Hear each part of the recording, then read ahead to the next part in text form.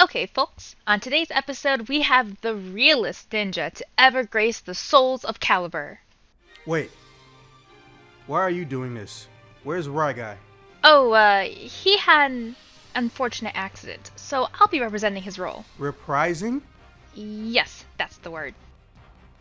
What do I feel like this unfortunate accident involves you and some cut break lines? So Taki! Hailing from Japan and designed by Koji Mitsunaga, her design has always been a split between fantasy and practical kunoichi aesthetic, yet her abilities have always been superhuman, it seems. Yep, ain't no stubby little Asian girl supposed to jump 30 feet high or teleport. Especially with them jelly titties. What? What? Jelly titties? Stop saying it! This is a family friendly. Oh my fucking god, I couldn't even finish that statement. But that's not a good description, so, what do you mean by that? Since you asked, for some unknown, willful female objectification reason, it's extremely hard to find women in a JPNFG that doesn't have something about her being unnecessarily sexualized, especially in the era she's from. You're either trying to be the next Chun-Li whose sex appeal was more of a fluke than intentional, or you're trying to be the next Mai Shiranui to get sales instead of, oh, I don't know, just making a good fucking game? Ugh. I got you. So basically, she got sex appeal label, and it didn't help that illogical jiggliness is practically a staple for the franchise and somewhat of a standard for women in Japland-born fighters, even though the character is very well mannered and very serious. Am I right? Yep. Damn. So Bamco is Damco if you do, Damco if you don't design her in a sexy way. Not your best pun, honey. In this episode, we're going to start from top to bottom. That means heads, arm, torso, legs, then finally shoes. I mean, if you can call them that. Starting with her face, Taki has unfortunately been infected with the T virus. The fuck? She a zombie? Shit, I'd keep her cold body warm. First off, ew, necrophilia much? Secondly, T-virus in this case is a shorthand term for the fact that instead of a clothing alteration, a character's appearance is not consistent between titles they appear in. Not due to graphical increases, but because the developers want to leave it alone, called transformation virus.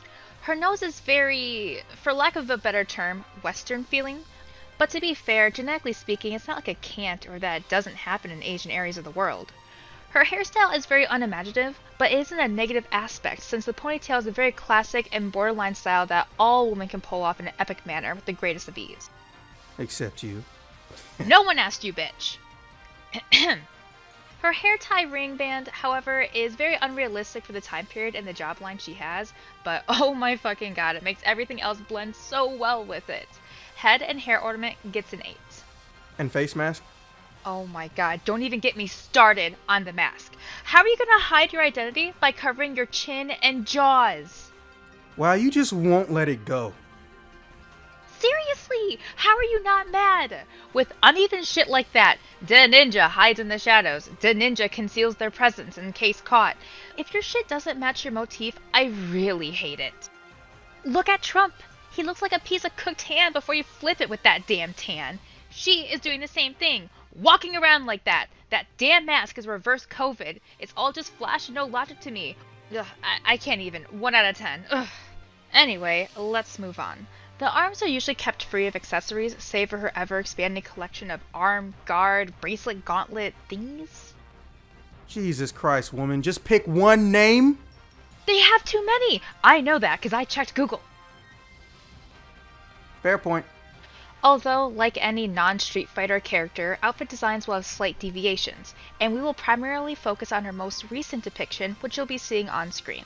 This is Soul Calibur 6 Taki, which is kind of an original recipe reboot given that the story is a timeline deviation situation.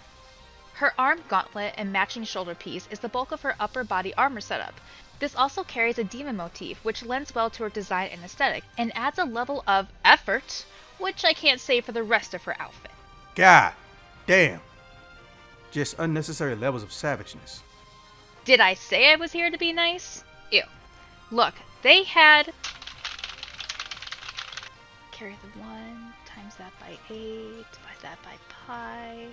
26 whole ass years to not half-ass her obviously basic bitch boring ass design.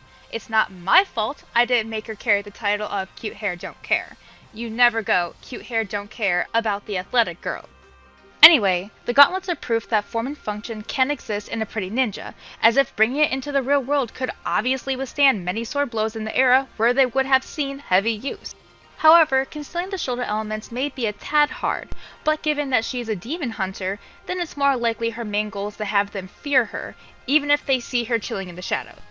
I like her choice of theme, so I'm giving the armwear a solid 8 as well. As for torso, Zax, no! what'd I do? No! Anything you say or do will be held against you in the court of the internet, and people will say you're grading it solely based on size preference. But I didn't give her a high grade though. Does the internet care? Taki, sister, honey, babe.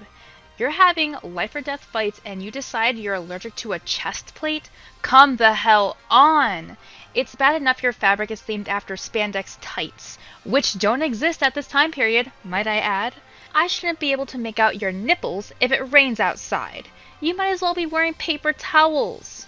A silhouette is supposed to be just that, but you're running around like you're in a glass window, even though you are fighting evil, living, 7-foot eyeball swords. That bodysuit gets a 2 out of 10. Please stab me here. Why a 2 and not a 0? I like the color and it's in season. I fucking hate you. The legs are practically in the same court as the arms, but instead of an 8, they will be receiving an equally as good 7. The primary issue being those brick house THIGHS.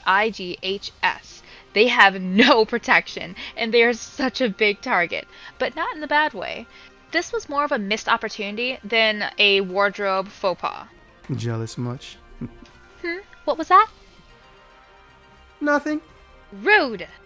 Wow. Do you just assume anything I say that you don't catch is rude? I mean, yeah? Okay, that's actually a fair presumption in your case. Not gonna lie. And lastly, those little flat-foot early Japanese slippers get a 5. They aren't really meant to do anything but protect the feet and have little traction, if any. But they are one of the few period-accurate parts of this outfit, which is never a negative on this show. But, ugh, the color. Look here, fashion queen. Let's not go there. Dude, how is she wearing those sandals with a full bodysuit on? Her toes should have at least pierced a hole somewhere. Taki's grand total is 30 out of 50, putting her in the bottom tier despite her high tier attractiveness. Can Bamco do better? Personally, I think the real question is, do they want to at the end of the day?